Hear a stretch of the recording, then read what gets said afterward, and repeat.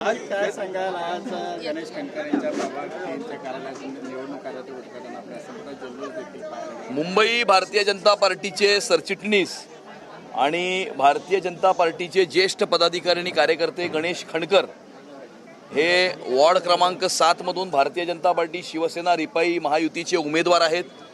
या ठिकाणी त्यांच्या निवडणूक कार्यालयाचं उद्घाटन या ठिकाणच्या स्थानिक आमदार मनीषाताई चौधरी आणि वॉर्ड क्रमांक 2च्या आपल्या उमेदवार तेजस्वी घोसाळकर यांच्या प्रमुख उपस्थितीमध्ये पार पाडलेला आहे.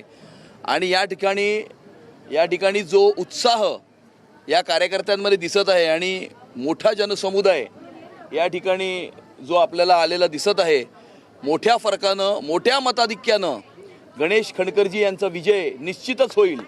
आणि 150पेक्षा जास्त नगरसेवक ज्या वेळेला मुंबईच्या महानगरपालिकेमध्ये महायुतीतून प्रवेश करतील महायुतीचे, त्याच्यामध्ये त्या 150मध्ये गणेश खंडकरसुद्धा असतील, तेजस्वी घोसाळकरसुद्धा असतील, योगिता पाटीलसुद्धा असतील आणि हे सर्वच आणि जितेंद्र पटेलसुद्धा असतील. हे दहिसरचे भारतीय जनता पार्टीचे 4 उमेदवार आणि शिवसेनेचे कारकर राम यादव हे सर्वच्या सर्व 6चे 6 महायुतीचे उमेदवार मोठ्या मताधिक्याने या ठिकाणी विजयी होतील, हा आम्हाला पूर्ण विश्वास आहे. काल उद्धव ठाकरे या ठिकाणी आले होते आणि त्यांनी या ठिकाणी टीका करताना असं म्हटलं होतं, आम्ही तेजस्वी विरोधात नाही मात्र भाजप विरोधात आलेलो आहे, कारण भाजपा जे आहे ते कुटुंबांना फोडण्याचं काम करतं. उद्धव मामू काय बोलतात याच्यावरती मला काही जास्त भाष्य करण्याची आवश्यकता नाही, परंतु कुटुंबाला फोडण्याचं सोडा, त्यांनी हिंदुत्वाला छेड दिलेली आहे. आणि त्यामुळे हिंदू हृदय सम्राट शिवसेना प्रमुख बाळासाहेब ठाकरे यांच्या हिंदुत्वाच्या विचारांना तिलांजली देऊन आज उद्धव मामू हिंदुत्वाचे नाहीत, पण उद्धव मामू कोणाचे?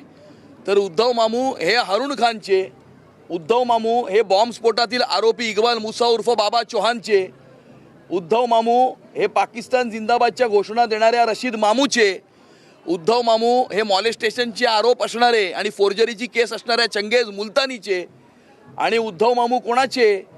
तर भारत तेरे तुकडे होगे इंशाअल्लाह अशा प्रकारच्या घोषणा देणाऱ्या उमर खालिदचे.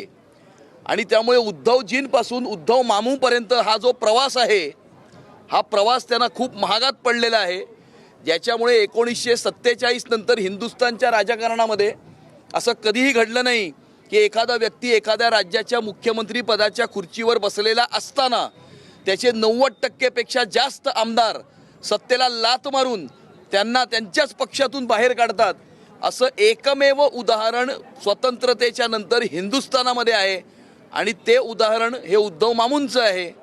आणि त्यामुळे हिंदुत्वाला सोडून, हिंदू हृदय सम्राट बाळासाहेब ठाकरे यांच्या विचारांना सोडून आज त्यांच्या जाहीरनाम्यामध्ये मराठीचा उल्लेखही नाही आणि बाळासाहेबांच्या नावाच्या पुढे, शिवसेना प्रमुख या नावाच्या पुढे हिंदू हृदय सम्राट हा शब्दही टाळण्याचं पाप हे उद्धव मामूंनी केलेलं आहे. विकास कामावर काही उद्धव ठाकरे बोलत नाही, काय विकास करणार त्यासाठी काही बोलत नाही, काय कारण होतं? मी त्यांना रोज चॅलेंज करतो की 25 वर्षामध्ये मुंबईच्या महानगरपालिकेवर सत्ता गाजवीत असताना तुम्ही केलेलं एक काम दाखवा. आणि गेल्या 11 वर्षामध्ये पंतप्रधान नरेंद्र मोदीजी आणि देवेंद्र फडणवीस साहेबांच्या नेतृत्वामध्ये झालेली मुंबई शहरातली 10 कामं मी दाखवतो.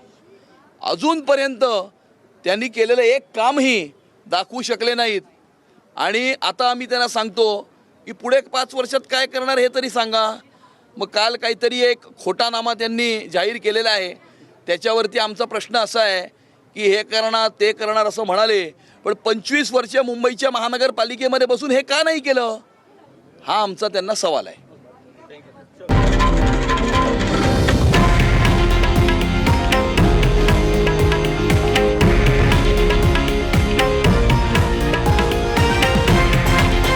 हे आहे देशातील नंबर 1 न्यूज नेटवर्क आणि आपण पाहत आहात TV9 मराठी, एकमेव.